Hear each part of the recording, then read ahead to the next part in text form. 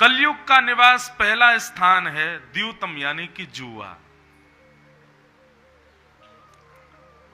जुआ को लोग केवल खेल समझते हैं, पर नहीं। लक्ष्मी का कहीं भी असदव्यय जब किया जाता है तो उसको जुआ ही माना जाता है। धन का जब आप गलत उपयोग करते हो, गलत जगह पर खर्च करते हो, वो जुए के समान ही माना जाता है। एक प्रकार से धन खर्च करते समय हमको यह विचार करना चाहिए कि ये लक्ष्मी है, और लक्ष्मी ऐसे स्थान पर जानी चाहिए जहां उसकी योग्यता हो। जहां योग्यता नहीं है वहां यदि लक्ष्मी को हम खर्च करते हैं तो वो एक प्रकार से दोष माना जाता है। तो पहला स्थान द्यूतम, दूसरा स्थान पानम, मदिरा पान, सुरा पान। पान का मतलब पान नहीं होता, पान का मतलब पीना। क्या पीना, क्या खाना? मांस भक्षण करना, नशीले पदार्थों का सेवन करना, दूषित वस्तुओं का सेवन करना, इसमें कलयुग का निवास है। आप यदि किसी जानवर को खाते हैं, आप सुरापान करते हैं, मदिरा पान करते हैं, तो निश्चित है कलयुग आपके जीवन में आक्रमण करेगा। वैसे एक बार मुझ पर प्रश्न आया था कि महाराज जी क्या इसमें प्याज लहसुन भी आते हैं? देखो बंधुओं, अगर आप गीता की बात मानो, वैसे तो आप सब लोग हरियाणा निवासी हो, हमारे ठाकुर जी ने हरियाणा को ही गीता दी है। एक बार एक व्यक्ति मुझसे कह रहा था, महाराज जी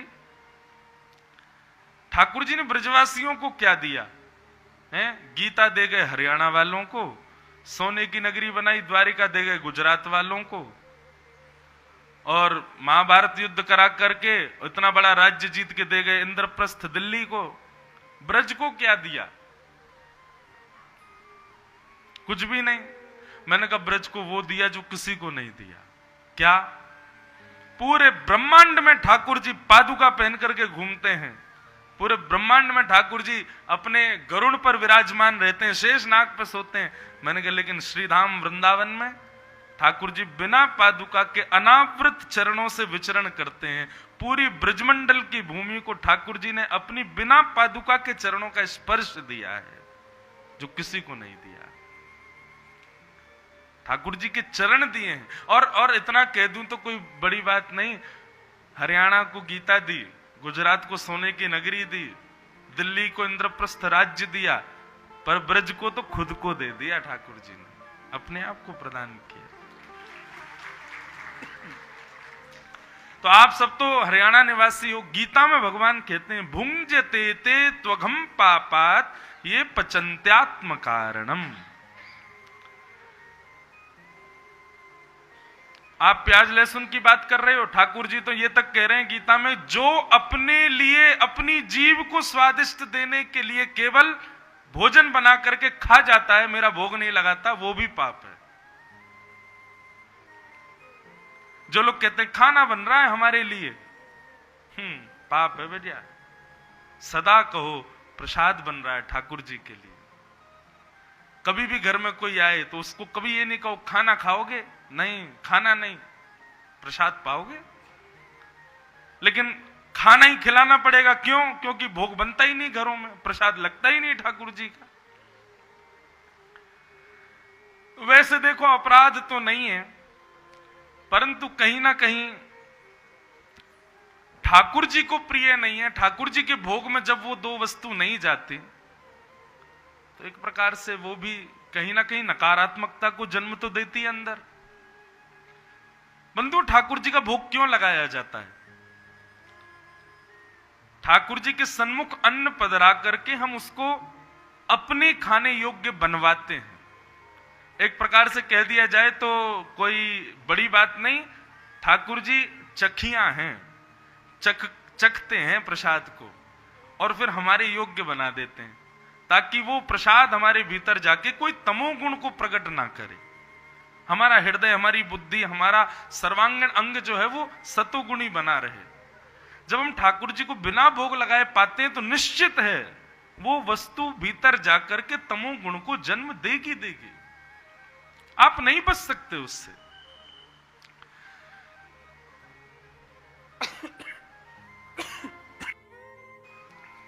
तो प्याज लहसुन खाना कोई बहुत जघन्य अपराध तो नहीं है, पर ठाकुर जी को भोग नहीं लगता है इसलिए उसको पाना नहीं चाहिए।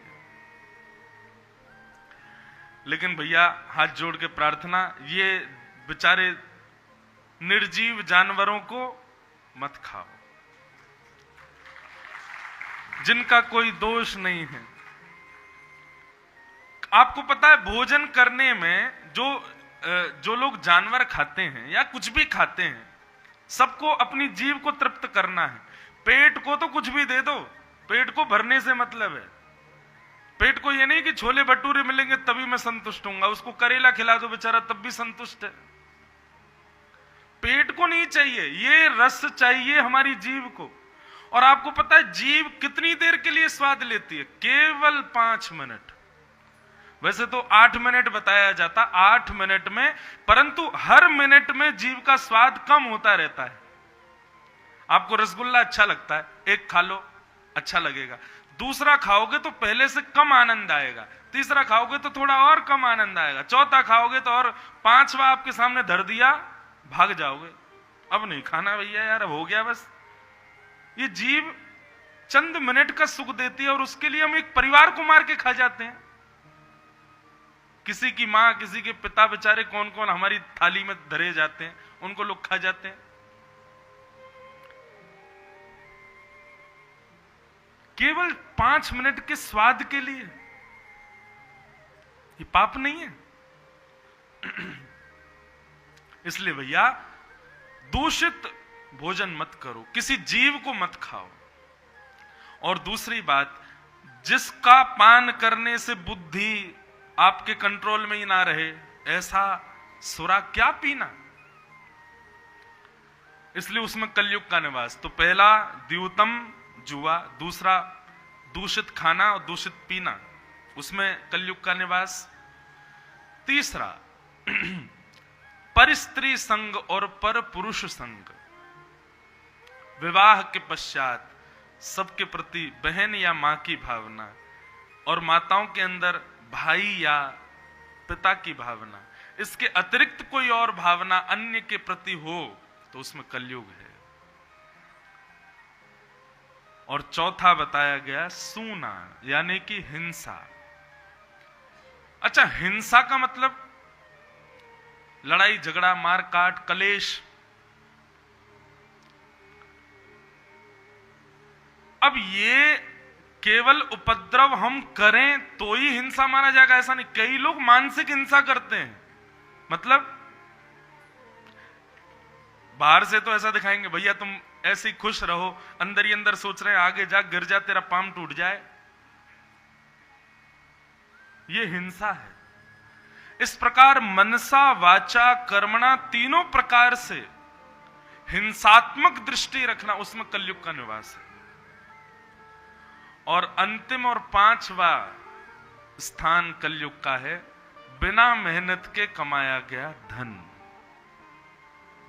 बिना परिश्रम के कमाया गया धन, फ्री फोकट का मिल गया धन, इसमें कलयुग का निवास।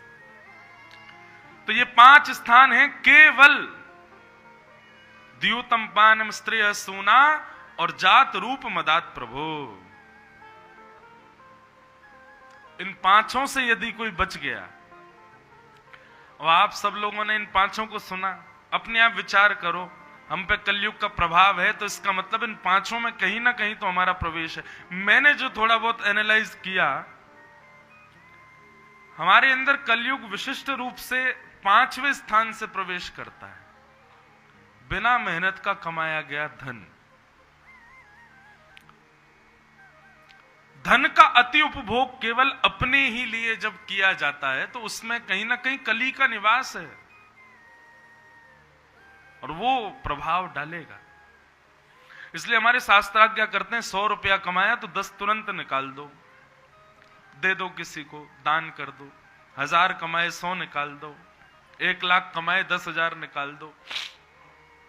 दशांश तुरंत अलग कर दो। क्यों? उसमें कली का निवास, वो निकल जाएगा। तो इस प्रकार भैया ये 5 स्थान हैं। प्रयास करो कि आज के बाद इन 5 का आस्वादन ना किया जाए, इन 5 के चक्कर में ना पड़ा जाए। और एक बात और कहें, जो ये 5 कामों में हो उनका संग भी छोड़ो। आजकल वैसे बहुत कठिन काम है। हमारे पास नए नए बालक आते हैं, बोलते हैं महाराज जी कॉलेज में क्या करें, सब नशा करते हैं बच्चे, गलत गलत खाते हैं, गलत पीते हैं, उल्टे सीधे काम करते हैं, हम कैसे जाएं कॉलेज पढ़ने। सूरदास जी की पंक्ति याद कर लो, तजोरे मन हरि विमुखन को संग, जाके संग कुमति उपजत है, पढ़त भजन में भंग। तजोरे मन हरि विमुखन को संग।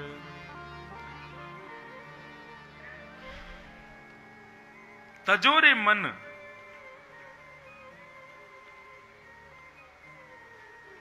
अब यहां सूरदास जी ने ये नहीं लिखा तजोरे तन हरि विमुखन को संग।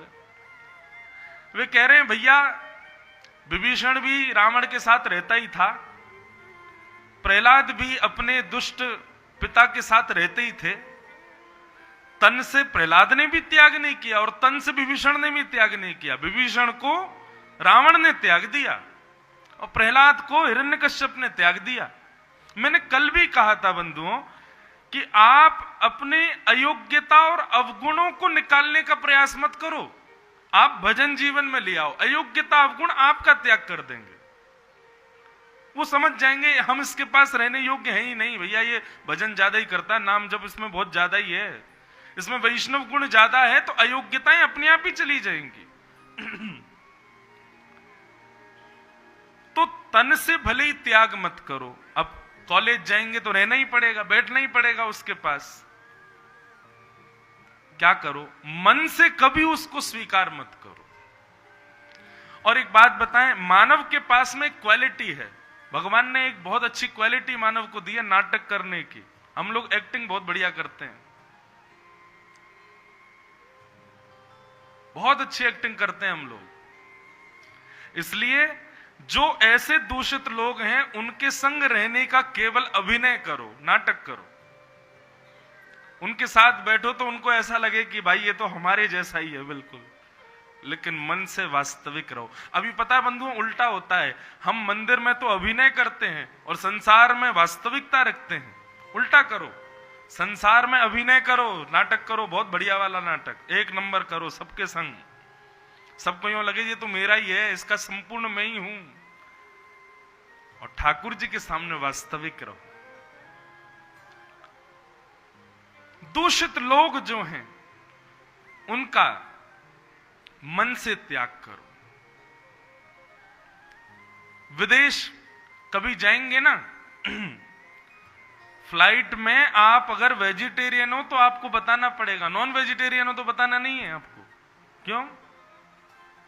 बहुसंख्या जो होगी वो नॉन वेजिटेरियनों की है। कितनी विडंबना है। आजकल विद्यालयों में, कॉलेज में बच्चे जाते हैं, अगर वो गलत नहीं खाते, गलत नहीं पीते, गलत काम नहीं करते तो उनके मित्र नहीं बनते। कितने सारे बच्चे मेरे पास ऐसे आते हैं, बोले महाराज जी हम जॉब नहीं कर पा रहे, हम मन से काम नहीं कर पा। क्यों? हमारे जितने भी ऑफिस में सब है, सब गलत काम करते हैं, हमसे होता नहीं, तो मेरा कोई मित्र नहीं, मुझसे कोई बात नहीं करता। जरूरत भी क्यों है ऐसों को मित्र बनाने की? ठाकुर जी को सखा मानो ना, और केवल अपने कर्म का निर्वहन करो। देखो कर्म तो करना पड़ेगा, संसार में है ना, बस कलयुग में बहुत विषमताएं हैं।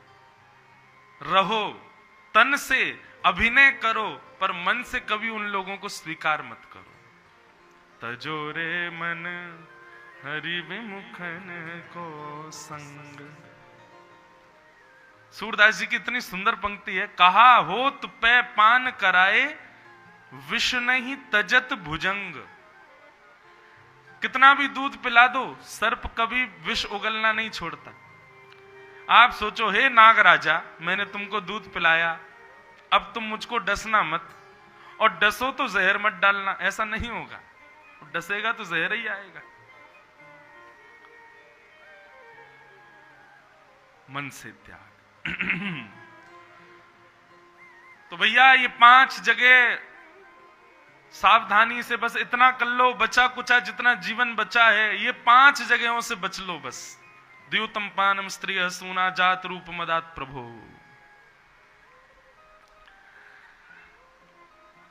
कलयुग को 5 स्थान दे दिए।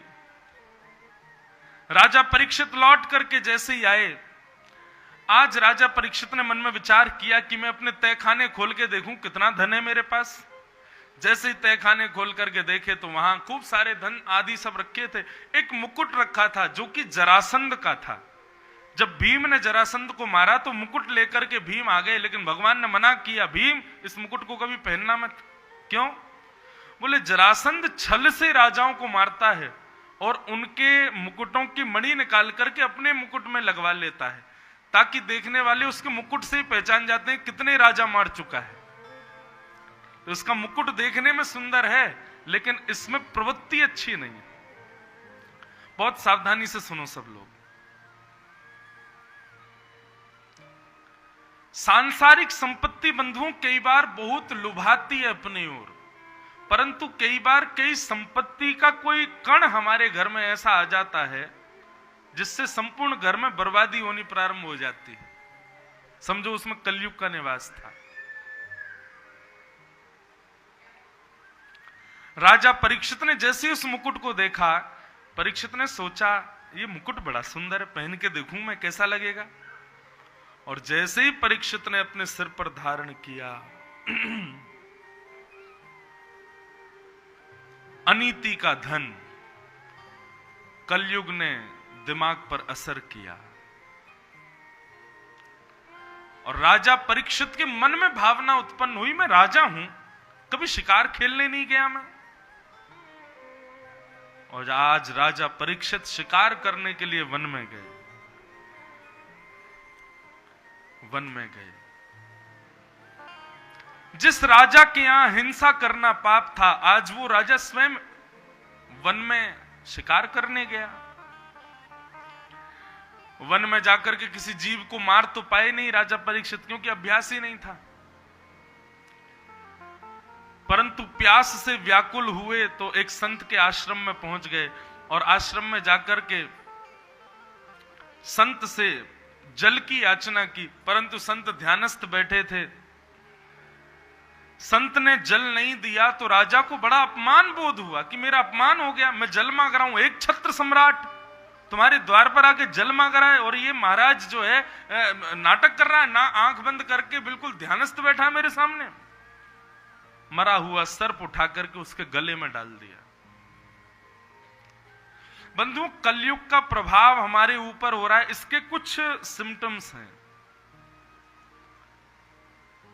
और उसका एक बहुत मेजर सिम्टम क्या है कि आप तिलक लगाने वाले, वैष्णव रूप में रहने वाले, कंठी माला पहनने वालों को देख करके आपके हृदय में उपहास की भावना हो, सम्मान की भावना ना हो, प्रणाम की भावना ना हो, दंडवत की भावना ना हो, समझना ही कलयुग का प्रभाव है।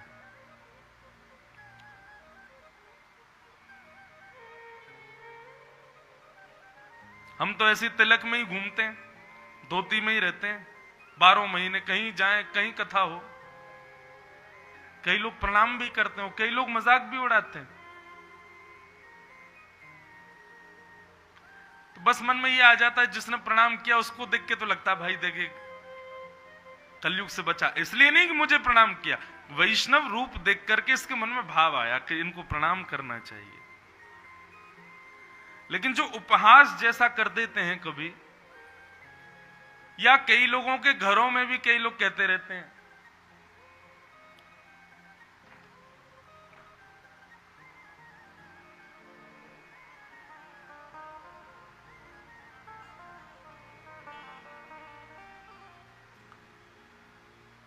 क्या आया होगा बताओ?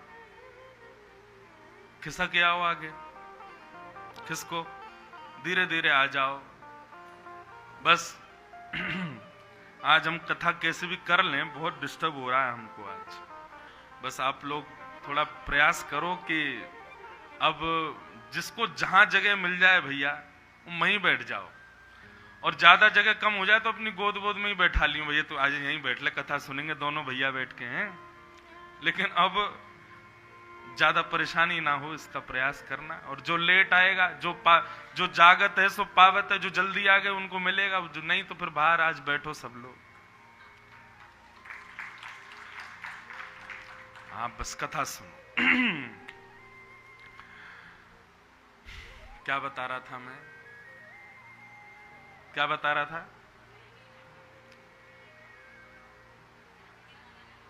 तो इन पंच स्थानों से बचो बंधु। द्यूतम पानम स्त्रिय सूना जात रूप मदात प्रभु। राजा परीक्षित ने, हाँ ये बता रहा था कि वैष्णव को देख करके यदि उसके प्रति उपहास की भावना हो, समझो कलयुग का प्रभाव है। अच्छा ठीक है, हमारे अंदर उपहास की भावना नहीं, लेकिन मन में यह भी नहीं आया कि भाई कोई वैष्णव है, इनको जय श्री कृष्ण तो कर लें, राधे राधे तो करें, तो भी समझो कलयुग का प्रभाव है। बंधुओं, नियम कैसा होना चाहिए? वैष्णव भेष दिखे, चाहे आपका अपरिचित हो, उसको प्रणाम करो। और प्रणाम करने का मतलब जरूरी नहीं लेटो ही जमीन में दंडवत, हाथ जोड़ लो, सर झुका लो। आप कहोगे महाराज जी वो व्यक्ति योग्य नहीं है, फिर भी अरे वो व्यक्ति योग्य नहीं है, लेकिन उसका जो स्वरूप है वो स्वरूप वैष्णव है। भक्तमाल जी में इतनी महिमा बताई गई वैष्णव स्वरूप की। आपको पता है क्या सीता जी को नहीं पता था कि ये रावण है? जगत जननी जानकी, जब उनको ही नहीं पता चल रहा कि ये सामने वाला योग्य व्यक्ति नहीं है, तो कैसे हो सकता है? कभी कभी मन में भाव आता है जानकी जी ने स्वयं को रावण को प्रदान केवल इसलिए किया क्योंकि वो वैष्णव रूप में आया था। वैष्णव रूप के सम्मान के लिए जानकी जी ने स्वयं को प्रदान कर दिया। इसलिए भैया रूप का तो सम्मान करो, भले ही व्यक्ति योग्य। तिलक लगाया है, धोती में है, कंठी माला गले में है, राम नाम कृष्ण नाम राधा नाम मुख से कह रहा है, तो इसका मतलब वो वैष्णव भेषधारी ही हो। आप अपना कर्तव्य पूर्ण करो, उसको दंडवत करो, प्रणाम करो। आज के बाद हिसार में कहीं भी कोई भी वैष्णव दिखे, हमारी बस ये बात मानो, उसको प्रणाम करो। इससे ठाकुर जी आपसे ही प्रसन्न होंगे। भक्तमाल जी में कथा आती है, दो हंस थे मानसरोवर में, वैष्णवों का बड़ा सम्मान करते थे। तो एक नगर का एक राजा था, उस राजा को दिमागी ऐसी बीमारी हो गई कि उसका दर्द नहीं दूर हो रहा था। तब वैद्यों ने आकर के बहुत सारे लेप लगाए, लेकिन राजा का दर्द दूर नहीं हुआ। तब एक वैद्य ने एक औषधि बताई, बोले कि महाराज आपको एक ऐसा रोग हुआ है, इस रोग की बीमारी, ये रोग की दवाई केवल एक है, हंस के कलेजे को निकाल करके उससे एक औषधि बनाई जाएगी जिसको आपको लेप के रूप में माथे पर लगाना, तब आपका ये रोग दूर होगा। अब राजा के लिए क्या सक्षम नहीं है। राजा ने सैनिकों को बुलाया, बोले जाओ, हंस कहां रहते हैं? मानसरोवर में, कैलाश में, वहां से हंस पकड़ के लाओ, मेरे लिए दवाई बनवाओ। सैनिक चले गए मानसरोवर। मानसरोवर में हंसों को देखा। अब सैनिक उनको पकड़ने का प्रयास करें तो सैनिकों से दूर दूर भागे, मानसरोवर में पकड़ ही नहीं पाए सैनिक। एक दिन, 2 दिन, 3 दिन हो गए, महाराज क्या करें, कैसे पकड़ें? तभी एक दिन सैनिकों ने क्या देखा कि मानसरोवर के एक छोर पर कुछ वैष्णव, कुछ साधु महात्मा, कुछ भजनानंदी वैष्णव भक्त उन हंसों को अपने हाथ से दाना खिला रहे हैं और उन हंसों को अपने हाथ से सहला रहे हैं, हंसों को प्रणाम कर रहे हैं। हंस भी सर झुका झुका के प्रणाम कर। तो सैनिकों ने देखा, बोले देखो ये साधु महात्मा वैष्णव संत वृंदों को देखो, उनके हाथों से दाना भी खा रहे हैं, हमसे दूर भाग रहे हैं। बोले हमारा सैनिक वेश है ना, इसलिए एक काम करो, हम भी साधु वेश धारण करते हैं। साधु बन गए सारे सैनिक, और साधु बनकर के जब गए तो बंधुओं हंसों को पता था कि ये सैनिक हैं, लेकिन साधु वेश में आए हैं, कहीं साधु वेश का अपमान ना हो जाए, इसलिए हंस उनके पास चले गए। जैसे ही पास गए तो दाना खिलाने के प्रलोभन में दोनों हंसों को बंदी बना लिया। हंसों के नेत्रों से आंसू गिरने लगे। वे जानते थे कि ये साधु नहीं है, लेकिन केवल वेश साधु का है, उसका अपमान ना हो जाए, इसलिए स्वयं को अर्पित कर दिया। ठाकुर जी ये लीला देख रहे थे, अब भगवान से कहां रहा जाए। बोले बताओ, ये जानते हुए भी कि ये वैष्णव नहीं है, केवल वेश वैष्णव का अपने आप को प्रदान कर दिया। भगवान एक वैद्य का रूप धारण करके राजा के यहां पहुंच गए, और राजा के यहां जाकर के कहा, भगवान आपको हंसों को मारने की जरूरत नहीं है, मैं एक औषधि देता हूं, आपकी पीड़ा दूर हो जाएगी। राजा ने कहा नहीं हुई तो? बोले नहीं हो तो फिर आप हंसों को मार देना। भगवान ने अपने हाथ से एक औषधि बना करके लेप के रूप में जैसे राजा को लगाई, एक रात्रि में ही राजा का दर्द दूर हो गया। राजा बड़ा प्रसन्न हो गया। सैनिकों का वैद्य जी को बुला के लाओ, मैं उनको बहुत सारा धन धान्य देना चाहता हूं। सैनिकों ने खूब दौड़ा, ठाकुर जी नहीं मिले। वैद्य जी थे, वैद्य जी थोड़ी थे, ठाकुर जी थे। इतने में जो बंदी हंस थे वो हंस बोल पड़े, बोले राजा वो वैद्य नहीं मिलेंगे। क्यों क्यों नहीं मिलेंगे? बोले क्योंकि वो वैद्य नहीं थे, भगवान थे। हम हंसों ने जानबूझ करके इन सैनिकों को अपने आप को हवाले कर दिया, इनके वैष्णव वेश की वजह से। इस वजह से ठाकुर जी प्रसन्न होकर के आए और अपने हाथ से औषधि बना के तुमको दे गए। इतनी महिमा है वैष्णव वेश की। इसलिए बंधुओं, योग्य अयोग्य का विचार मत करो, वैष्णव है प्रणाम करो।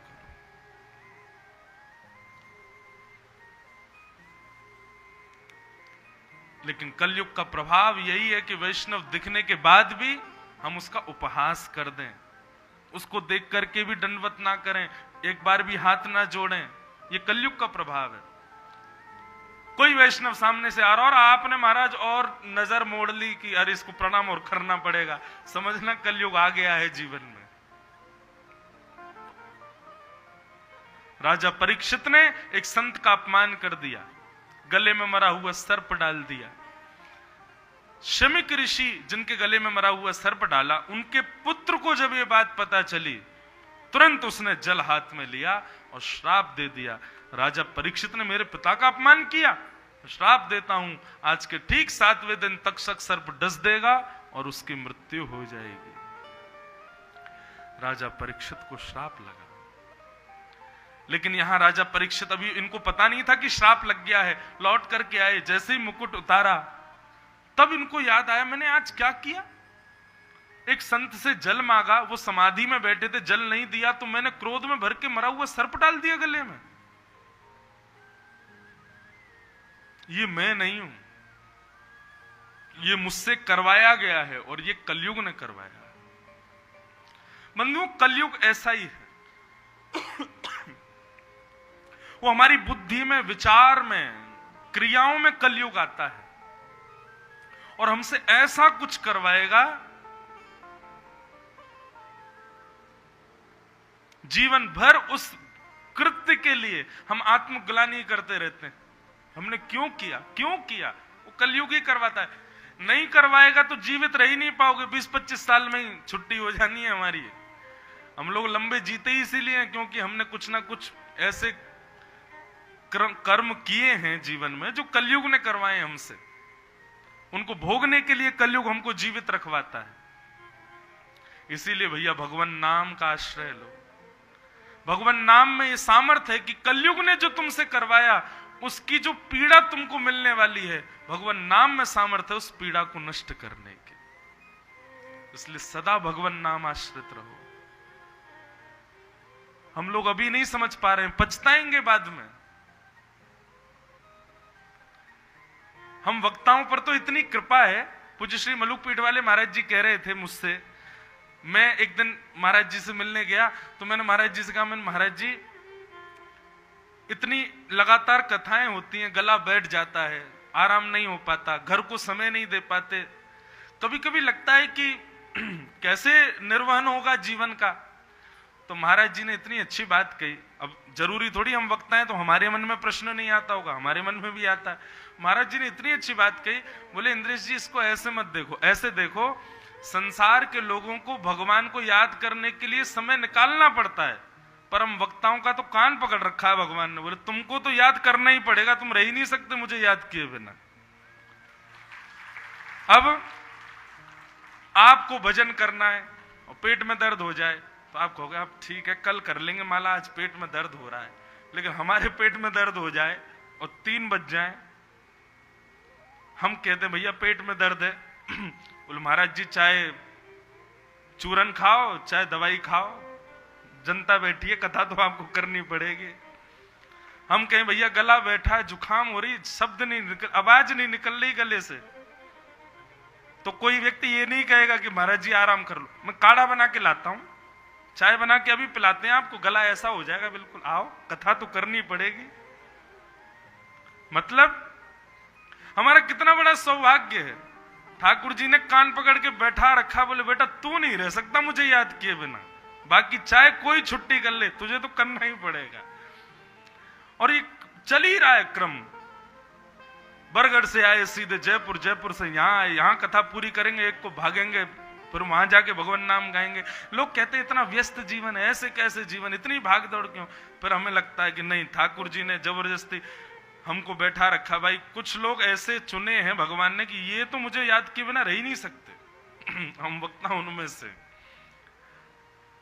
हम कुछ करें ना करें दिन में, लेकिन ठाकुर जी को याद तो हमको करना ही पड़ेगा।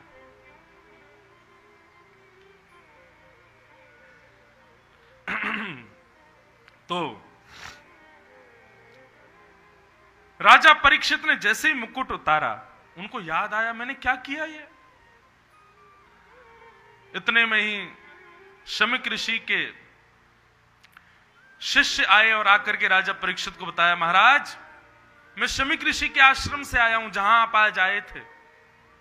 आपने जो कृत्य किया उससे दुखी होकर के शमीक ऋषि के पुत्र श्रृंगी ने आपको 7 दिन में मरने का श्राप दिया।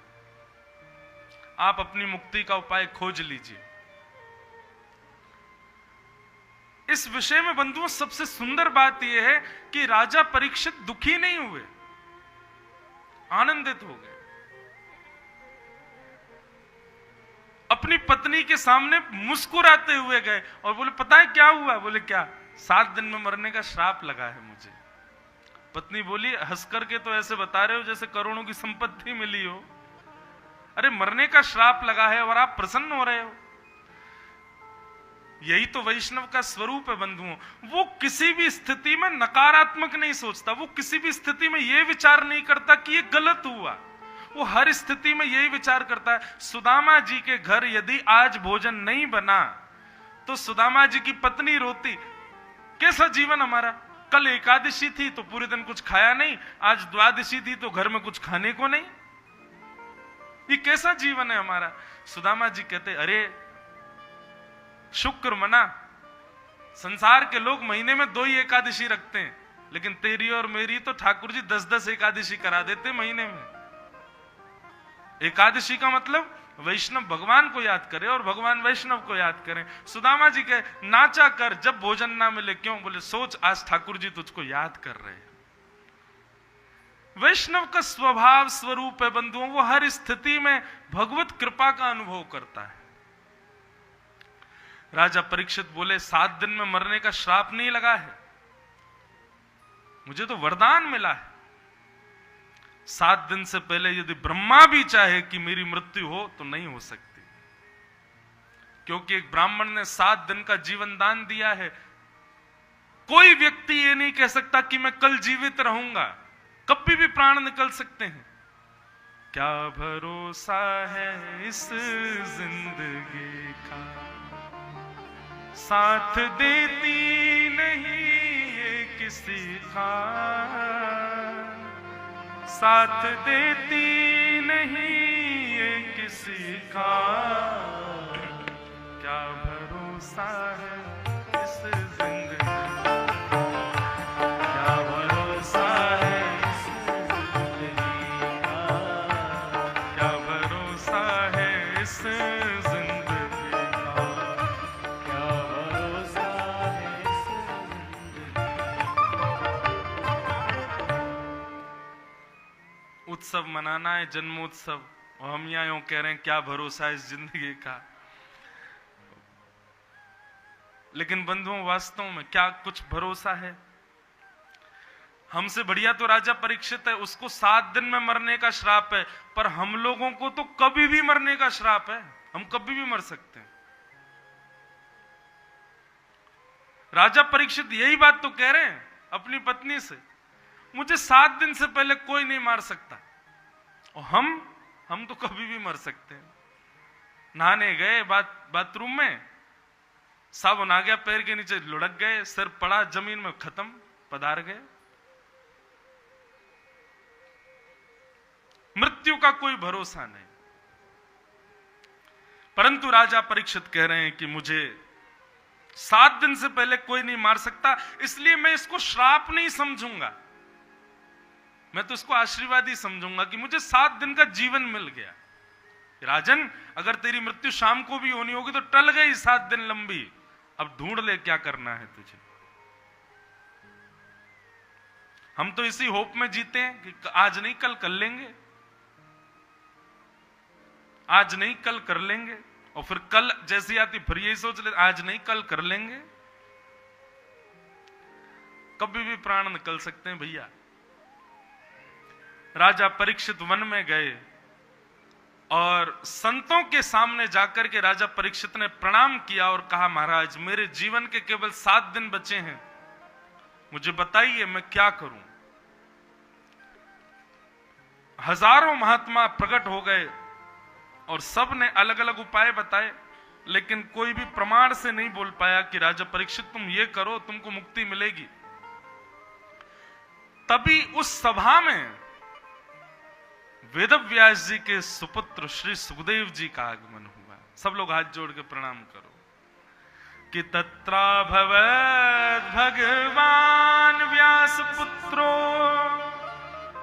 यदिच्छया गामटमानो नपेक्ष अलक्षलिंगो निजलाभ तुष्टो व्रतस्य वालैरवधूत भेष।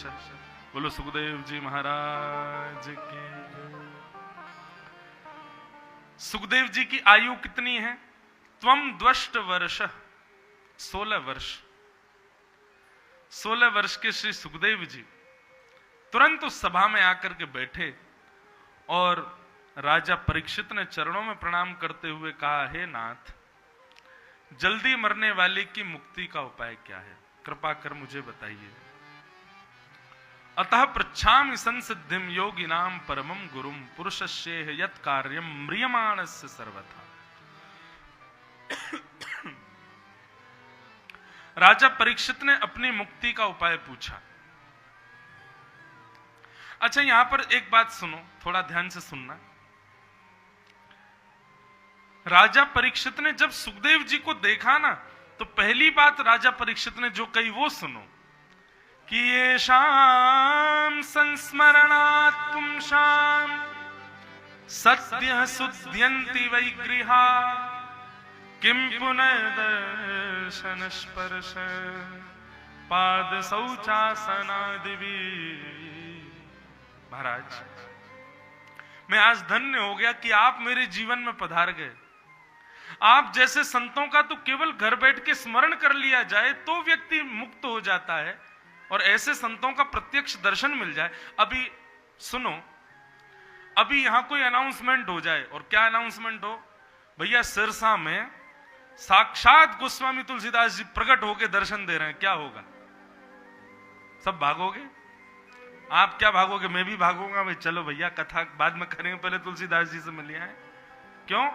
क्योंकि आज तक हमने गोस्वामी जी को केवल पढ़ा है, केवल उनका स्मरण किया है, केवल उनके बारे में सुना है, और उनके बारे में पढ़ के, सुन के, स्मरण करके हम लोग अपने आप को इतना पवित्र समझते हैं, ऐसे गोस्वामी जी यदि साक्षात प्रकट हो जाएं तो कौन दर्शन को नहीं जाएगा।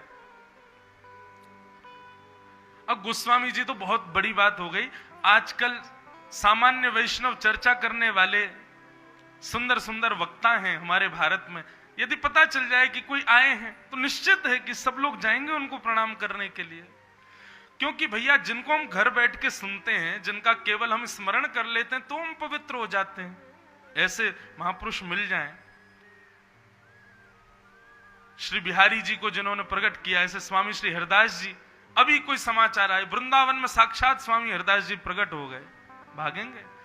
चैतन्य महाप्रभु नवद्वीप धाम में प्रकट हो गए, अब महाराज दौड़ेगी जनता सबरी, बोले जय हो चैतन्य महाप्रभु पधारे। वही बात यहां पर परीक्षित कह रहे हैं, आप जैसे संतों का तो महाराज स्मरण करने से मुक्त हो जाते हैं, दर्शन मिल जाए तो कितनी बड़ी बात है। तेरी शरण में आके आप सब भी अपने गुरुजनों को याद करो, और कोई गुरुजन यदि स्मृति में ना हो, स्वामी श्री हरदास जी को याद करो, श्री गोपाल भट्ट गोस्वामी को याद करो, हितरवंश महाप्रभु को याद करो, रूप सनातन गोस्वामी को याद करो, और कुछ नहीं तो हमारे गिरधर लाल जी को याद करो, और सब लोग कृतकृत्य होकर के कहो। द्वितीय स्कंद यहां से प्रारंभ होता है भागवत का।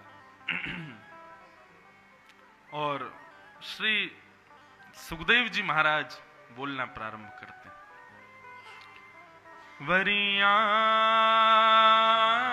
वरीयानेशते प्रश्न क्रतो लोक हितं नृप, आत्मवेद सम्मतः पुंसा श्रोतव्यादिषु यप्पर। महाराज, आपने जो प्रश्न किया है ना, ये आपके अपने लिए तो नहीं है,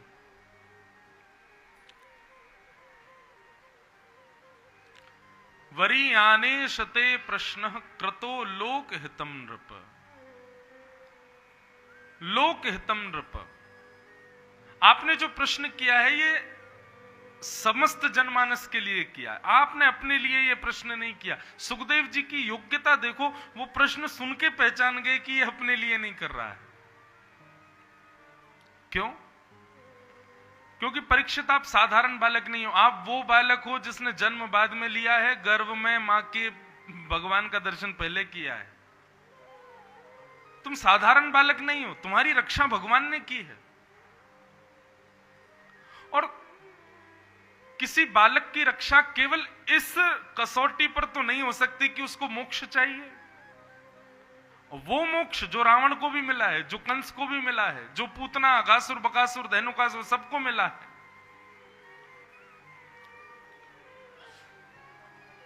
वही मोक्ष जो राक्षसों को भी मिल जाता है, उसी मोक्ष की कामना एक उस बालक को जिसने जन्म बाद में लिया, भगवत दर्शन पहले किया, यह संभव नहीं हो सकता। बहुत सावधानी से सुनो बंधु,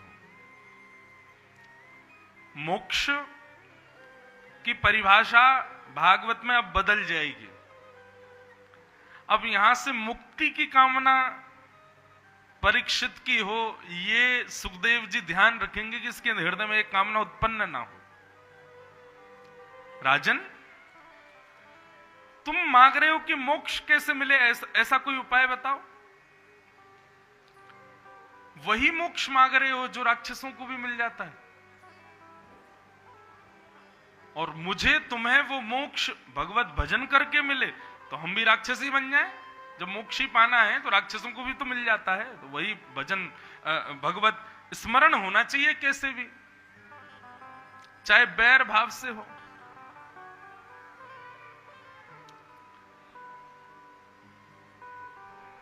राजा परीक्षित की बात सुनकर के सुखदेव जी ने कहा, तुम मुक्ति की कामना मत करो राजन, आप तो भक्ति की कामना करो।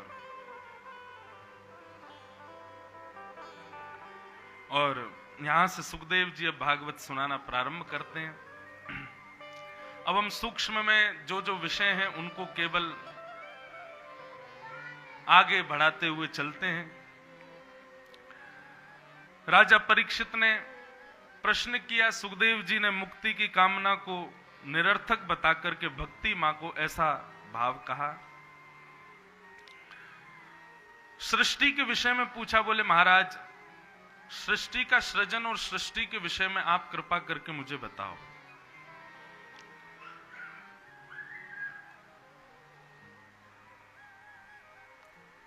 तब श्री सुखदेव जी महाराज राजा को सृष्टि का प्रसंग बताते हैं और सृष्टि का प्रसंग बताते हुए विदुर और मैत्री मुनि के सुंदर संवाद को सुनाते हैं, जहां पर विदुर जी महाराज को मैत्री मुनि ने सृष्टि प्रसंग सुनाया। उसी सृष्टि प्रसंग में ब्रह्मा जी ने कैसे इस पृथ्वी को बनाया, मानवों को बनाया, उद्भिद जरायुज अंडज आदि इन सबको बनाया, सबके विषय में कहा और सबका सृष्टि का वर्णन करते हुए पृथ्वी पर प्रथम मानव के रूप में स्वयंभू मनु आए। स्वयंभू मनु के 2 बेटा प्रियव्रत और उत्तानपाद, 3 बेटी आकुति, देवहूति और प्रसूति। अब यहां देवहूति माता का प्रसंग बताया गया, जिन देवहूति का विवाह कर्दम ऋषि से हुआ और इनके यहां पर भगवान कपिल बन करके प्रकट हुए। बोलो कपिल भगवान की जय। कपिल देवहूति संवाद बंधुओं अद्भुत ज्ञान का सार है श्रीमद् भागवत में, और जिस विषय को समझने के लिए लगभग 2.5-3 घंटे तो बहुत कम है, ऊपर से एकाग्रता और चाहिए मन में, बोलने वाले को भी सुनने वाले को भी। तो इसलिए देवहूति कपिल संवाद का व्यास जी ने विराज जाओ भैया, थोड़ी देर और हम कथा कह लें, फिर आप खूब उधम मचाना। जिनके भी बालक हैं कृपा कर इनको बिठा लो। और हमारी थोड़ी प्रार्थना, आगे जितनी माताएं बहनें भाई लोग बैठ, आप उठो नहीं, हमको थोड़ी देर बस आप दे दीजिए। 7 बजे के ऊपर हम नहीं जाएंगे, बस 7 बजे। पीछे बहुत लोग बड़े भाव से बैठे हैं, सबको कथा श्रवण का सुख चाहिए, पर आप कृपा कर हम पर बस थोड़ा सा ये अनुग्रह कर दें, हमको थोड़ा समय दें कि हम अपने भाव प्रस्तुत कर सकें। क्षमा मांगते हुए ये विषय कह रहे हैं, ध्यान से सुनो। बहुत गंभीर है भागवत का विषय, इतनी आसानी से समझ में और कहना बहुत मुश्किल होता है। एकाग्र चित्त होना बहुत जरूरी है, इसलिए थोड़ा ध्यान से श्रवण करें। तो कपिल भगवान का जन्म देवहूति माता के यहां हुआ। यहां पर इतनी अच्छी एक बात है, थोड़ा सा कह के मैं आगे बढ़ूं। कर्दम ऋषि ने 1000 वर्ष तक तपस्या की और तपस्या के बाद भगवान प्रकट हो गए। बोले वरदान मांगो, क्या चाहिए? तो कर्दम ऋषि ने ऐसा वरदान मांगा कि भगवान के आंखों से आंसू आ गए। कर्दम ऋषि ने क्या मांगा कि तथा सचाहम परिवोडु काम समान शीलाम ग्रह में धेनु। भगवान तथा चाहम परिवोडु काम समान शीलाम ग्रह में धेनु। हे नाथ, 1000 वर्ष की तपस्या के बदले केवल आप मुझे इतना दे दीजिए कि मैं जितना आपसे प्रेम करता हूं इतनी ही प्रेम करने वाली लड़की से मेरा ब्याह हो जाए। मैं जितनी आपकी भक्ति करता हूं, जितनी आपकी सेवा करता हूं, जितना मैं आपका भजन करता हूं, इतना ही भजन सेवा पूजा पाठ करने वाली कन्या से मेरा ब्याह हो जाए। भगवान बोले इसके लिए तुमने 1000 वर्ष तपस्या की? कर्दम ऋषि बोले जी भगवान। ठाकुर जी बोले पहले तो मेरे पास आओ, गले लगो मेरे, मैं तुमसे बहुत प्रसन्न हूं। हृदय से लगा लिया कर्दम ऋषि को। वाह भैया, दुनिया के लोग किस किस भाव से तपस्या करते हैं, लेकिन तुम्हारे भाव अद्भुत हैं। मानो भगवान का चित्त मोह लिया कर्दम ऋषि ने। बोले ठाकुर जी मैं अकेला भजन करूं, वो रोटी बनावे सब्जी बनावे और भजन से कोई मतलब ना रखे, मुझे सुख नहीं मिलेगा। मेरा तो मन है कि मैं भी भजन करूं, मेरी पत्नी मुझसे भी ज्यादा भजन करे, मैं भी सेवा करूं, मेरी पत्नी आपका मुझसे भी ज्यादा सेवा करे। नाथ, ऐसी जीवन संगनी मिले, उसके लिए मैंने तपस्या की। हर व्यक्ति को तपस्या करनी चाहिए ऐसी। जितने भी वैष्णव यहां कुआरे बैठे हो, जिनके ब्याह नहीं हुए हैं अभी, ये मंत्र याद कर लो। तथा चाहम परिवोडु काम समान शीलाम ग्रहमेद धेनुम। रोज इसकी एक माला किया करो ठाकुर जी के आगे। इसका अर्थ क्या है? ठाकुर जी, हम जितना आपकी कथा में रुचि रखते हैं, जितना आपकी सेवा में रुचि रखते हैं, जितना आपके भजन में रुचि रखते हैं, उतनी रुचि रखने वाला हमको जीवन संगी मिले। अच्छा, ये मंत्र केवल आपके पति पत्नी के लिए नहीं है। बालक जन्म लेने वाला हो तब भी इसका जाप करो। हे नाथ, हमारा बालक हमारे समान आपसे प्रेम करने वाला हो, उसके लिए करो। ठाकुर जी इतने प्रसन्न हो गए, भगवान के नेत्रों से प्रेमाश्रु छलक पड़े। प्रेमाश्रु में खुशी के आंसू आ गए ठाकुर जी को। कितना प्रेम करते हैं भक्त मुझसे। बताओ, पत्नी मांग रहा है, उसके लिए 1000 वर्ष तपस्या की कि मेरे समान भक्त पत्नी मिले। भगवान बोले, चिंता नहीं करो, पृथ्वी के प्रथम मानव स्वयंभू मनु, उनकी बेटी देवहूति, उससे तुम्हारा ब्याह होगा। कर्दम ऋषि बोले, कब होगा? बोले, अब चैन नहीं है, परसों हो जाएगा, 2 दिन में ही हो जाएगा।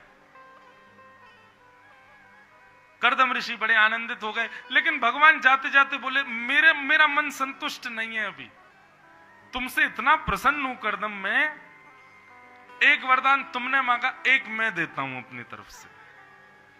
और क्या वरदान दिया? बोले कि मेरे समान, तुम्हारे समान भक्त पत्नी तुमको परसों प्राप्त होगी, उसका नाम होगा देवहूति। और एक वरदान मैं अपनी तरफ से देता हूं कि तुम्हारे यहां पुत्र बन के मैं ही आऊंगा, तुम्हारे यहां पुत्र रूप में मैं जन्म लूंगा। सोचो कितना बड़ा सौभाग्य है कर्दम ऋषि का।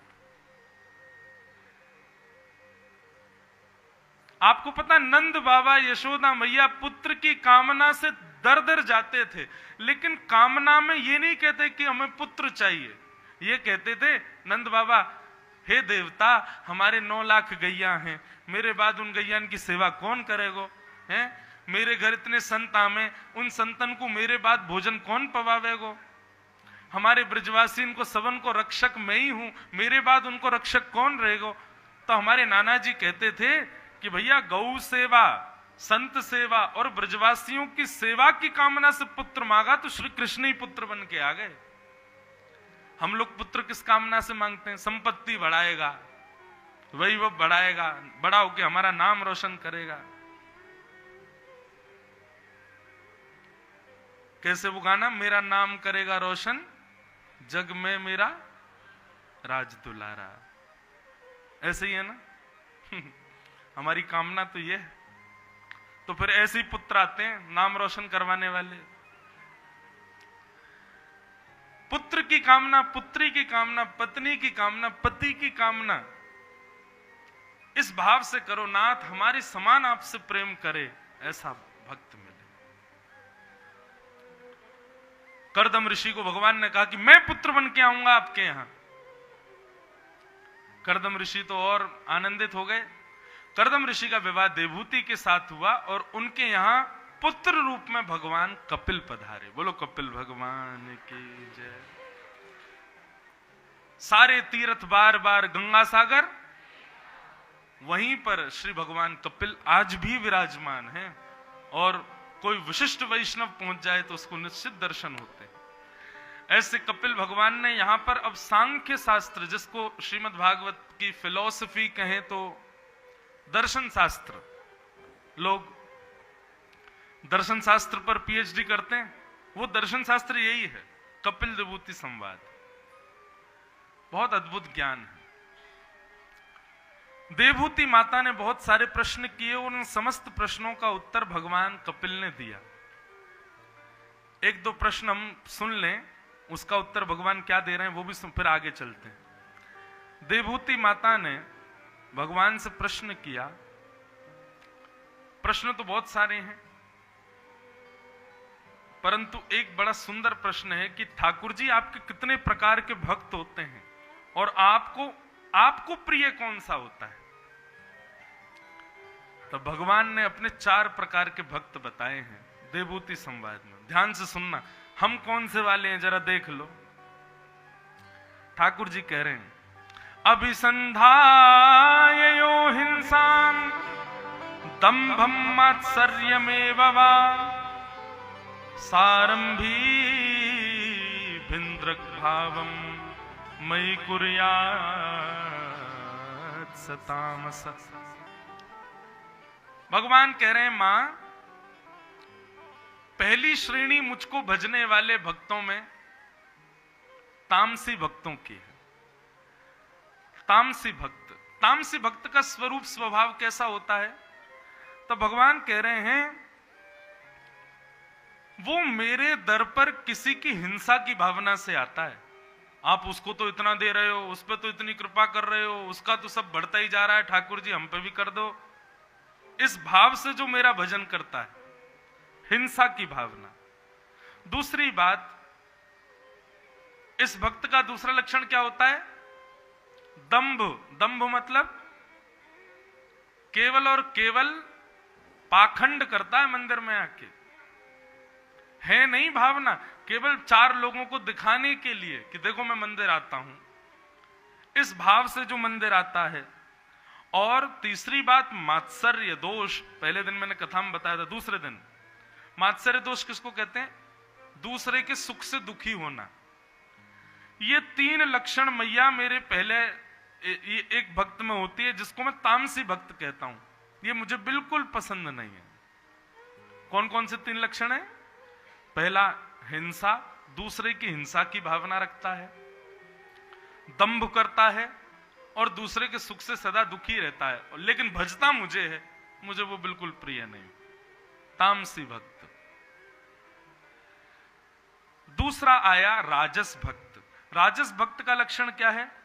कि विषयान विसंधाय यश ऐश्वर्यमेव वा अर्चादावर्चयोद्यो मां पृथक भावस राजस। राजस भक्त का लक्षण क्या है मैया?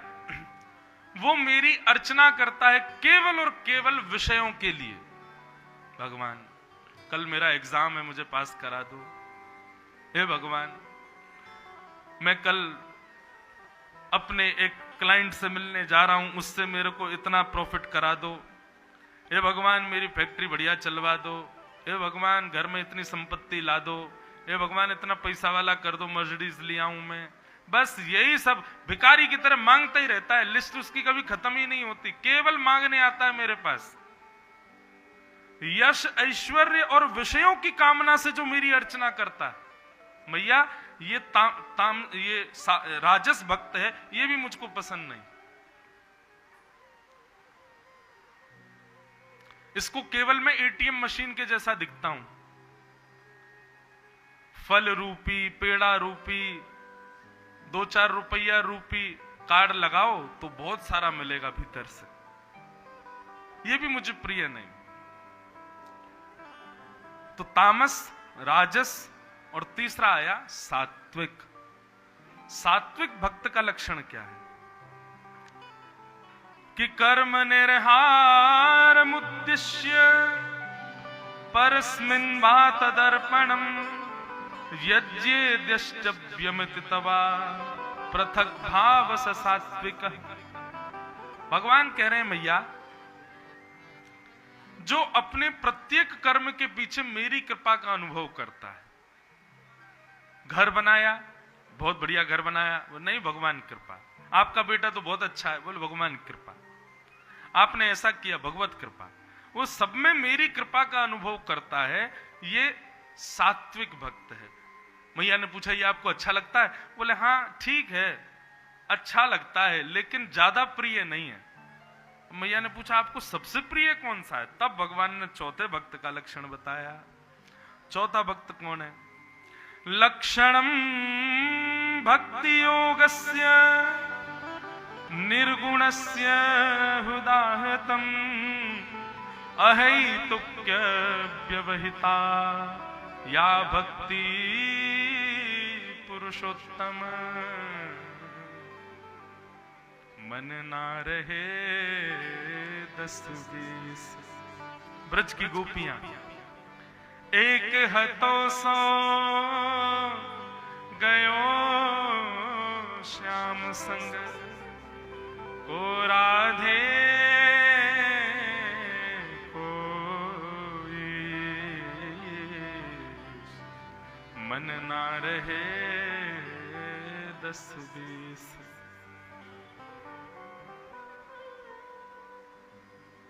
उद्धव जी गए वृंदावन,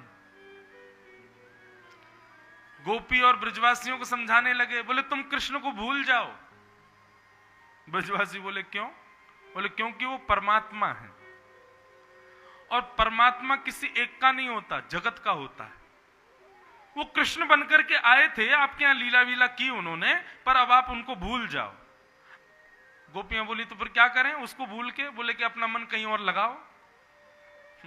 गोपी बोली हम पे 10-20 मन नहीं है उद्धव, एक उसको दे दें, एक उसको दे दें, एक वहां दे दें, एक वहां बांट दें, एक ही मन है। और वो भी गयो श्याम संग, जब तक कन्हैया गयो अपने संग ही ले गयो, और तुम कह रहे हो किसी और को भज लो। एक ही मन है, वो भी श्याम सुंदर ले गयो। हमें कोई जरूरत ना है कि लाला यहां पे आवे हमारे सामने खड़ो रहे। हम वाकी हैं, वो हमारो है, बस हमारो प्रेम यही समाप्त, और हम यही में राजी हैं कि हम सदा वाकी हैं। ऐसी निर्गुण भक्ति जिनके भीतर है, भक्ति योग के लक्षण जिनके भीतर विद्यमान हैं, जो सदा मेरा चिंतन करते हैं, मेरे भाव में ही रहते हैं, सदा के लिए केवल मैं ही जिनका सर्वस्व हूं, ऐसे भक्त, निर्गुण भक्त मुझे अति प्रिय है मैया। और निर्गुण भक्तों के बहुत सारे लक्षण हैं, ऐसे भक्तों को मैं बहुत प्रेम करता हूं। इस प्रकार 4 भक्तों के लक्षण भगवान कपिल ने बताए, और कपिल भगवान इस प्रकार मैया के अनेक प्रश्नों के उत्तर देते हुए कपिल देवभूति संवाद विश्राम। बोलो कपिल भगवान की जय। तृतीय स्कंद में बंधुओं सती चरित्र आता है थोड़ा सा, और भगवान शिव का सुंदर प्रसंग यहां सुनाया गया। आगे फिर ध्रुव की कथा सुनाई गई। भगवान के परम भक्त हुए श्री ध्रुव जी महाराज। उत्तानपाद राजा थे, उनकी 2 पत्नियां थी, सुनीति और सुरुचि। हम सबकी भी 2 पत्नियां हैं बंधु, मन और बुद्धि। ये सदा हमको अपनी ओर खींचती हैं। बुद्धि कुछ कहती है, मन कुछ कहता है, पर हम बड़े असमंजस में रहते हैं, किसकी माने, मन की कि बुद्धि की? देखो बंधु, आध्यात्म का मतलब क्या है, भक्ति के पथ का मतलब क्या है? मन और बुद्धि ये दोनों अलग नहीं रहते, फिर ये दोनों एक हो जाते हैं। अब यहां कई वैष्णव बुद्धि से आए हैं। बुद्धि से आने का मतलब क्या है? भैया हमारे परिवार के लोग हैं, कथा करा रहे हैं, उन्होंने निमंत्रण भेजा, आना पड़ेगा, 4 बार फोन आया, आना पड़ेगा, नहीं जाएंगे तो बात खराब हो जाएगी। तो बुद्धि से आए हैं, केवल मुंह दिखाने कई लोग, लेकिन कई लोग मन से आए हैं, निमंत्रण के मोहताज नहीं। पता चल गया कथा हो रही है, आए हैं, क्यों? हमें कथा सुननी। तो कई बुद्धि से आए, कई मन से आए, पर कई लोग यहां ऐसे भी हैं जिनकी मन और बुद्धि दोनों से आए हैं। कई लोग जो मन से आए हैं वो बुद्धि से क्या सोच रहे हैं, भाई बैठे तो हम कथा में, लेकिन हमको बहुत जरूरी काम है। आ तो गए कथा में, लेकिन काम तो वहां करना है, उसके लिए जाना है। यहां बैठे हैं लेकिन उनकी बुद्धि कहीं और घूम रही है। तो ऐसी विचलितता में भी कई लोग बैठे होंगे। लेकिन कई लोगों का यह है, काम छूटे तो छूटे, कुछ बिगड़े तो बिगड़े, हमको तो कथा सुननी। मन बुद्धि दोनों कथा में है। ये आध्यात्म का स्तर है। मन अलग बात कहे, बुद्धि अलग बात कहे, तो आप सदा विचलित ही रहोगे। भक्ति के पथ पर चलने के बाद मन बुद्धि दोनों एक हो जाते हैं, एक ही आज्ञा करते हैं। पर बंधु, हम मानवों का स्वभाव क्या है? हम बुद्धि की कम सुनते हैं, मन की ज्यादा सुनते हैं। उत्तानपाद राजा ने भी ऐसा ही किया, अपनी बड़ी पत्नी यानी कि बुद्धि का त्याग कर दिया और छोटी पत्नी सुरुचि के साथ रहने लगे। बड़ी पत्नी के पुत्र हुए ध्रुव और छोटी पत्नी के पुत्र हुए उत्तम। ध्रुव जी महाराज अपने पिता से दूर मां के साथ रहते थे। एक दिन मां से पूछा, मां मेरे पिता कौन है? मां ने बताया, ये जो सामने महल है ना बेटा, इसमें जो राजा है वो तुम्हारे पिता है। ध्रुव जी महाराज अपने पिता की गोद में बैठने की भावना से महल के अंदर गए। पिता की गोद में जैसे ही बैठने के लिए जाने लगे, छोटी मां ने रोक दिया। कहां जा रहे हो? मां, ये मेरे पिताजी है ना, इनकी गोद में बैठूंगा मैं।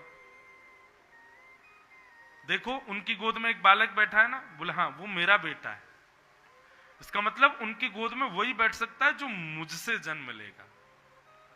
तुमको यदि अपनी पिता की गोद में बैठना है तो जाओ वन में जाके भजन करो, भगवान प्रसन्न हो जाए। भजन से कहें वरदान मांगो तो वरदान मांगना, मैं छोटी मां के गर्भ से जन्म लूं। जब तुम मेरे गर्भ से जन्म लेके आओगे तब बैठोगे। ये भी कोई बात है? इतना श्रेष्ठ बता दिया उस गद्दी को कि भगवान का भजन करना पड़ेगा।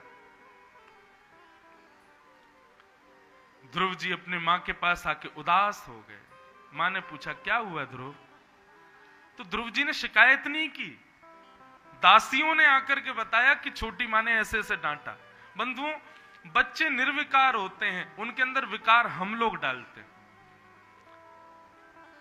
ये चुगली करना, शिकायत करना, उसके बारे में ऐसा बोलना, ऐसा करना, वो आंटी अच्छी नहीं उनके पास नहीं जाते, ऐसे ऐसे करके बालकों में दोष तो हम लोगों ने डाला, उनको तो पता ही नहीं होता। ध्रुव जी का स्वभाव इतना सुंदर है, एक बार भी नहीं कहा कि छोटी मां ने मुझसे क्या कहा। दासियों ने आकर के बताया। ध्रुव जी की मां ने गोद में बिठाया और ध्रुव से कहा, बेटा छोटी मां की बात बुरी लगी तुम्हें? उन्होंने गलत क्या कहा? बोले, मां मैं आपका पुत्र हूं, पर उन्होंने कहा कि भगवान से जाके वरदान मांगो कि मैं उनका पुत्र बनूं। मुझे ये बात अच्छी नहीं लगी मां। मां हो तो ध्रुव जी की मां जैसी। ध्रुव जी की मां समझाती है, बेटा भगवान से तुम्हारी छोटी मां ने क्या कहा? वन में जाओ, भगवान का भजन करो और उनसे ये वरदान मांगो। मैं तो तुझे केवल सत्संग में ले जाती हूं, लेकिन उसने तो सीधे कहा भगवान के पास ही जाओ। अब भगवान से जाके मांगना क्या है उस बात को भूल जाओ, लेकिन तुम जाओ और वन में जाके भगवान का भजन करके उनको प्रकट करो। और तुम देखना, ठाकुर जी जब तुम्हारे सामने आएंगे ना, तुम कुछ मांग ही नहीं पाओगे। लेकिन बेटा अब अगर तुम्हें संकेत मिला है वन में जाने का, तो अब रुको मत, तुरंत जाओ। और सुनो, छोटी मां को प्रणाम करके जाना। गुरु ही होते हैं वो जो भगवत मार्ग दिखाते हैं। वो मां तुम्हारी गुरु है। उसने कहा वन में जाओ, भजन करो, तो जाओ, उसको प्रणाम करके जाओ। ध्रुव जी छोटी मां को प्रणाम करके वन की ओर गए। नारद जी महाराज मिले। नारद जी ने परिचय पूछा, ध्रुव जी ने अपना परिचय बताया। नारद जी ने वापस जाने का प्रलोभन दिया, लेकिन ध्रुव जी नहीं लौटे। तब नारद जी ने कहा, बालक सच्चा है, भगवत प्राप्ति करेगा। तो एक मंत्र प्रदान किया, नमो भगवते तुभ्यं वासुदेवाय धीमहि प्रद्युम्नाय निरुद्धाय नमः संकर्षणाय च। ओम नमो भगवते। बंधुओं, इस मंत्र को द्वादशाक्षर मंत्र कहा जाता है। कितने अक्षर? 12, द्वादश। हमारे गुरुजी विनोद में बोलते हैं कि ये भगवान का फोन नंबर है, इस पर रोज मिस कॉल मारा करो, ओम नमो भगवते वासुदेवाय। और एक आध मिस कॉल नहीं, 100, 150, 300, 400, लाख, 1.5 लाख मिस कॉल रोज मारा करो। ये जो नाम जप जापक जो होते हैं, ये क्या करते हैं? जितनी बार नाम जपते हैं उतनी बार ठाकुर जी को मिस कॉल तो पहुंचती ही होगी। एक साधारण भाषा में समझा रहा हूं। अब किसी को बार बार कॉल करोगे, कभी तो रिटर्न कॉल आएगा उसका। और जिस दिन रिटर्न कॉल आ गया, रिटर्न कॉल किस किस पे आया? स्वामी श्री हरदास जी पे आया था, चेतन महाप्रभु पे आया था, स्वामी श्री हरदास जी पे आया था, सूरदास जी पे आया था, हम पे क्यों नहीं आ रहा है? अभी अच्छे से कॉल लग नहीं रहा है हमारा। तो ये 12 अक्षर मंत्र जो है ये भगवान का फोन नंबर है, इस पर रोज एक रिंग तो डाला ही करो। क्या पता किसी दिन ठाकुर जी देख लें भाई किसकी इतनी मिस कॉल पड़ी है, और किसी दिन रिटर्न कॉल आ गई तो आनंद हो जाएगा। ओम नमो भगवते वासुदेवाय, ये मंत्र भागवत का सिद्ध मंत्र है बंधुओं। आप अपने गुरु मंत्र का जाप करो, आप अपने नाम मंत्र का जाप करो, पर अपने संपूर्ण दिन में एक बार इसका भी जाप किया करो। ओम नमो भगवते वासुदेवाय भगवत प्राप्ति का सर्व सिद्ध मंत्र है श्रीमद् भागवत का। ध्रुव जी वन में गए और वन में जाकर के 5 महीने तपस्या करके ध्रुव जी ने भगवान को प्रकट कर लिया। 5 महीने के अंदर भगवान गरुड़ पर आरूढ़ होकर के आ गए, शंख चक्र गदा पद्म धारण करके ध्रुव जी के सन्मुख खड़े हो गए। आपने ताली बजाई, परंतु जब ध्रुव जी के सामने भगवान प्रकट हुए तो कई लोग नाराज हो गए। क्यों? बोले हमको यहां सालों साल बीत गए, हजारों वर्ष बीत गए, भगवान आए नहीं, और ये ध्रुव ने 5 महीने में आ गए इसके यहां भगवान। क्यों? किसी ने कहा राजा का बेटा है ना इसलिए, किसी ने कहा छोटा बालक है दया आ गई होगी भगवान को। पर ये सब बातें निरर्थक हैं बंधुओं। क्यों इतनी जल्दी भगवान आ गए ध्रुव जी के पास?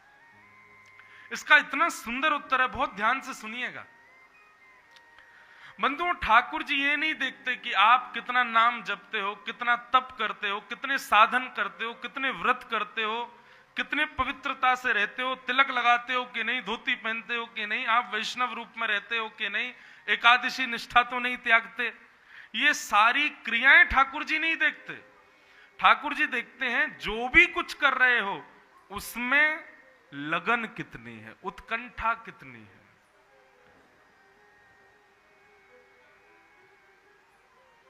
व्रत तो कर रहे हैं एकादशी का, लेकिन मन में यही सोच रहे कब द्वादशी आएगी, कब रोटी उड़ाएंगे।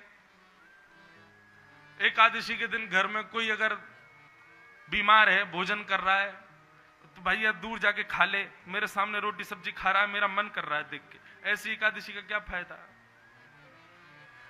गले में कंठी तो पहन रहे हैं, तिलक तो लगा रहे हैं, लेकिन जैसे ही दिखता है कि समाज के लोग ज्यादा ही देख रहे हैं तो धीरे से तिलक मिटा लेते हैं। ऐसे निष्ठा का क्या फायदा? आप साधन कितने करते हो वो जरूरी नहीं है, आप कितनी देर बैठ के पूजा करते हो वो जरूरी नहीं, पर जितनी देर बैठते हो उतनी देर आपका हृदय कैसा रहता है ठाकुर जी के आगे वो जरूरी है। ध्रुव जी ने 5 महीने तपस्या की, उसका वर्णन सुन लेंगे ना आप, कोई साधारण व्यक्ति भी नहीं कर सकता। तिरात्रांते तिरात्रांते कपित्थ बदरासन। ध्रुव जी ने पहले महीने कैसे भजन किया? 3 रात तक कुछ नहीं खाते और 3 रात बाद केवल फल खा के भजन करते। 1 महीना जैसे पूर्ण हुआ ना, ध्रुव जी बोले भगवान नहीं आए,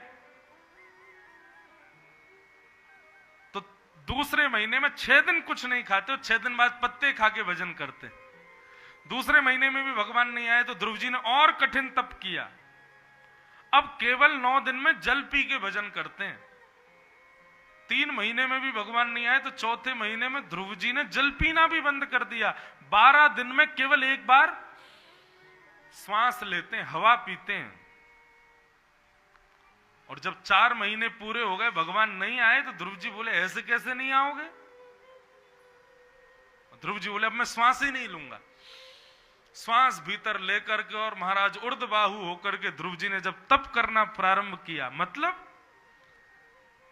हठ योग, व्याकुलता, ठाकुर जी से मिलने की जिद, ये थी ध्रुव जी की भक्ति में। नहीं मिलोगे तो श्वास नहीं लूंगा मैं, नहीं मिलोगे तो पानी नहीं पीऊंगा, अन्न जल ग्रहण नहीं करूंगा, मिलना पड़ेगा आपको। हमने कभी हट किया ठाकुर जी से मिलने का? एकादशी भी यूं करते हैं, द्वादशी कब होगी महाराज, पारना का समय बताओ जल्दी। और हम कहते हैं ध्रुव जी को इतनी जल्दी भगवान मिल गए। पुनश्च लिख लीजिए, आप साधन कितने करते हो, नाम जप कितने करते हो, क्रियाएं कितनी करते हो, ठाकुर जी के सामने कितने घंटे बैठते हो, नियम कितने करते हो, ये जरूरी नहीं है। 5 मिनट भी करते हो तो 5 मिनट भाव कैसा रहता है ये जरूरी है। उत्कंठा कितनी रहती है ये जरूरी, तड़प कितनी भगवत मिलन की ये जरूरी बात है।